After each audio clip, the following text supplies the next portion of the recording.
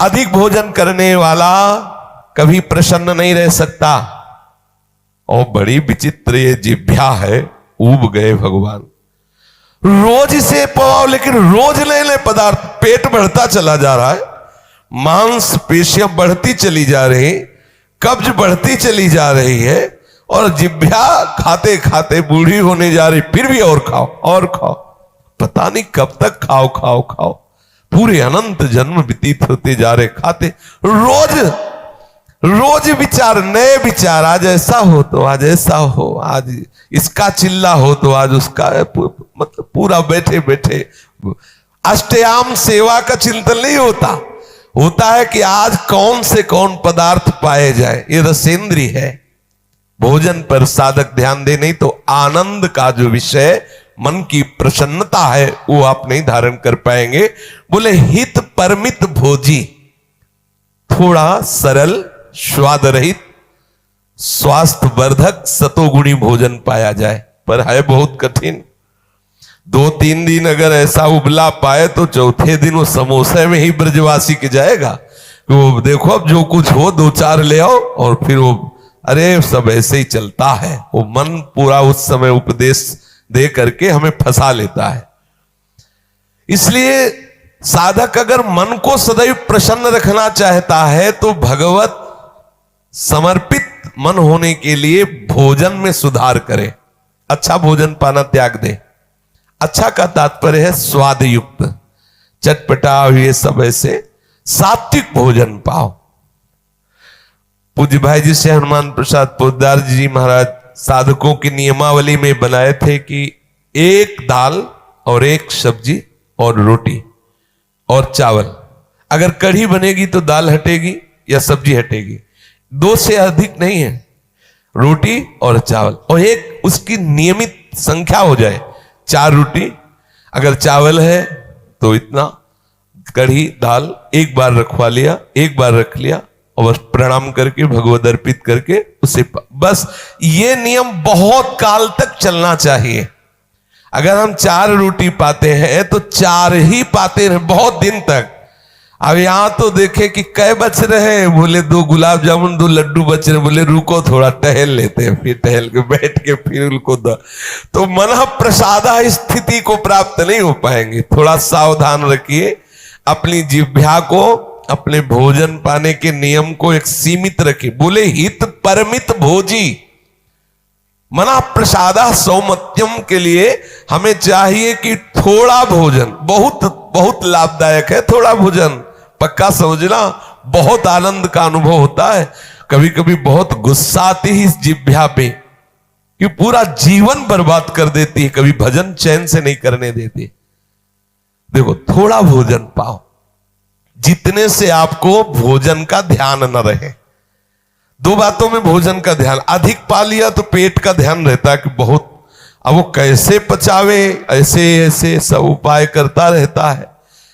और अगर एकदम आपने कम पाया तो भी ध्यान रहता है कि कितनी जल्दी शाम वाला समय आए कि भोजन, ऐसा उचित स्वाद रहित भोजन बहुत आवश्यक है भजन मार्ग में, बहुत आवश्यक।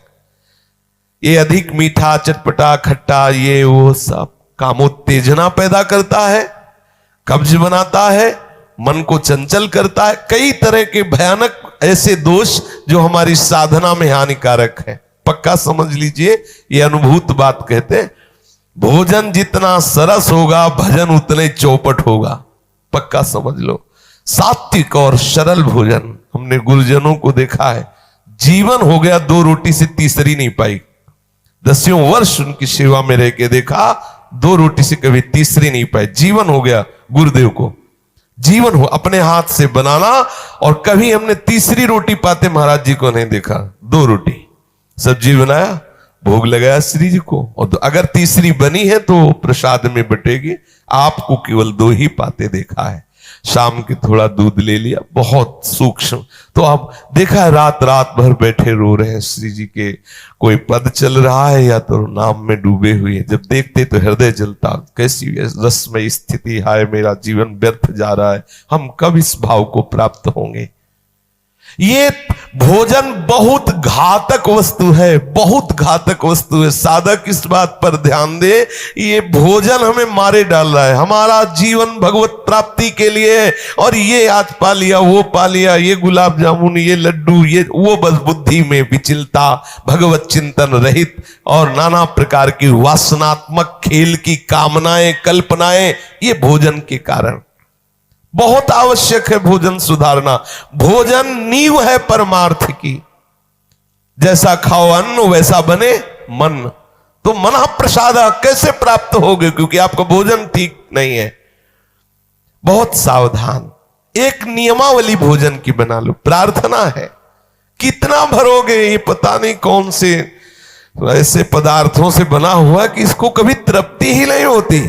खट्टी डकारे आ रहे हैं शाम के, फिर भी वो कामना में लगा है कि आज मूली का पराठा पाया जाए, आज ये हे भगवान, ऊब गए, इस मनी राम से ऊब गए, ये रसेंद्री से ऊब गए, मरने को हो रहे, दांत खराब है, लेकिन चलो ऐसे मीस के ऐसे खाओ, ऐसे ये पाओ।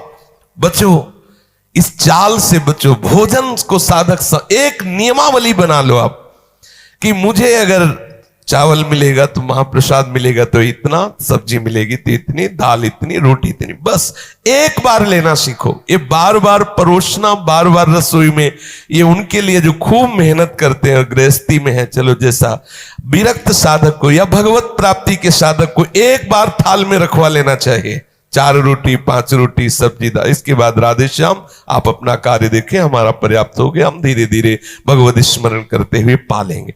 एक बार पाने, हमने देखा है परमहंस महापुरुषों को, संतों को, एक बार में क्या होता है, हम अपने को संयम में रख पाते हैं। एक बार बोल दिया हमें 4 रोटी रख दो, ये रख दो, बस ठीक, चलो जाइए। या तो मधुकरी करते हैं तो अपने अनुकूल प्रसाद। एक नियम बना लो, अगर हम 4 मधुकरी पाते हैं, 5वीं नहीं पानी चाहिए, जितना मांगे, एक नियम बना लो, उससे आप विजय प्राप्त कर लोगे इस रसेंद्री पर। यदि मन को सदैव प्रसन्न रखना है, भगवदाकार रखना है, भगवत चरणारविंद के चिंतन में मगन रखना है, तो हित परमित भोजी, आपका भोजन बहुत ठीक होना चाहिए, नियमित होना चाहिए, परमित होना चाहिए, एक नियमावली के अंतर्गत होना चाहिए। पक्का समझ लो, वो नियमावली कई वर्षों तक बराबर एक जैसी चले। देखो, आपकी एक अवस्था आ जाएगी आनंद की, बड़ा आनंद का विषय है। ये भोजन ही हमें परेशान करता है, भोजन ही हमें विषय की तरफ प्रेरित करता है, भोजन ही हमारे हृदय में क्रोधादि वृत्तियों को जागृत करता है, भोजन ही हमारे अंदर नींद आदि बढ़ाता है। बहुत सात्विक और नियमित परमित भोजन हमें मन प्रसादा स्थिति में निश्चित प्रतिष्ठित कर देगा।